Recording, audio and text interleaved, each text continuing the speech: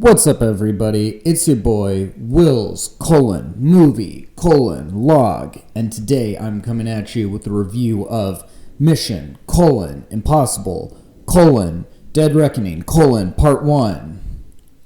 You know what, with all these colons, I'm asking myself, what is this, a damn med school textbook? This is the 7th film in the franchise and the third one to be written and directed by Christopher McQuarrie, who has helmed the series since Rogue Nation and cultivated a very close working relationship with Tom Cruise. In Dead Reckoning Part 1, we see Ethan Hunt and company team up with some old allies, face off against some old foes as they go up against a challenge that they've never faced before: artificial intelligence. At this point, most people probably know where they stand on the Mission Impossible series. For me, I definitely know how I feel about it and have, some of my personal favorites. I love the first one for its very heightened sense of style that Brian De Palma sort of introduces into the series that I think is, to this day, kind of at its core. I really enjoyed the third one for its kind of, gritty, very mid-2000s style, and will defend it until my dying day. And I also really like what Christopher McQuarrie has brought to the table with 5, 6, and now 7, and feel like it's just kind of really sort of, I think, refined and kind of nailed down the formula of what it is that makes this series so enduring and so enjoyable. I think what I've really come to appreciate about the Mission Impossible movies, the more I watch them, is this very kind of heightened sense of style that runs through all of them. There is a sort of, the dialogue is very expository, which usually bothers me, but there's a kind of campiness baked into it that I really enjoy. The story is usually very complicated and almost convoluted, but again, I feel like it kind of lends itself to that style. And this all kind of culminates in something that's, very melodramatic, very campy, but sort of makes me feel like I'm watching like a series of, cutscenes from the Metal Gear Solid video game franchise.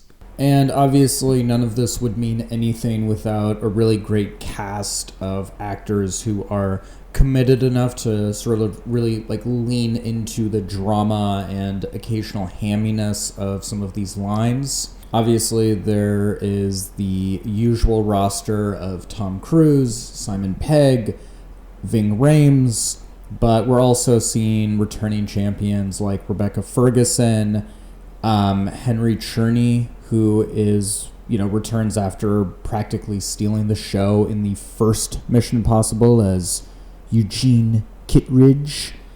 And we're also seeing some newcomers like Pom Klementieff, who really chews up a lot of the scenes as the henchwoman Paris. And of course, none of this would mean anything without the sort of central set pieces that, in a way, these movies are usually sort of constructed around. We've all seen the clip from the trailer of Cruise flying off the side of a cliff on a motorcycle, and whenever that scene actually comes up and happens, it absolutely goes off. But for me, the crown jewel of the movie, and really one of the crown jewels of the series, is the train crash at the end. We see this train fly off the side of a mountain, and, everybody has to move towards the back to try and, get themselves to safety. But just when they think that they're safe, the boxcars start to slide off the edge into a ravine one by one. It's honestly just brilliantly done, and my one mark against it is that there is a moment where the editing does feel a little bit rushed,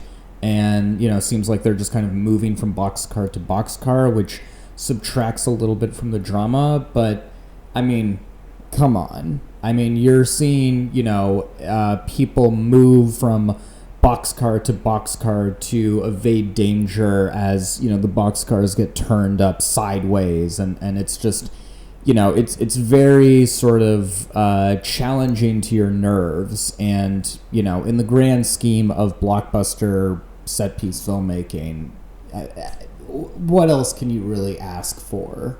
In summation, I think that MI7 is fun, well edited, well cast. It's almost 3 hours, but doesn't feel like it for a minute. And to me is one of the best movies in the franchise, and one of maybe my favorite action movie of the year. I'm feeling a strong 4 out of 5 stars. And that's it. That's my review of Mission Impossible Dead Reckoning Part 1. So be sure to like the video, subscribe to the channel, but most importantly, tell me what you thought about the movie in the comments below. How do you think it stacks up to the rest of the franchise? Do you even like the franchise? Is it overrated? And until then, I will see you in the next video. Take care.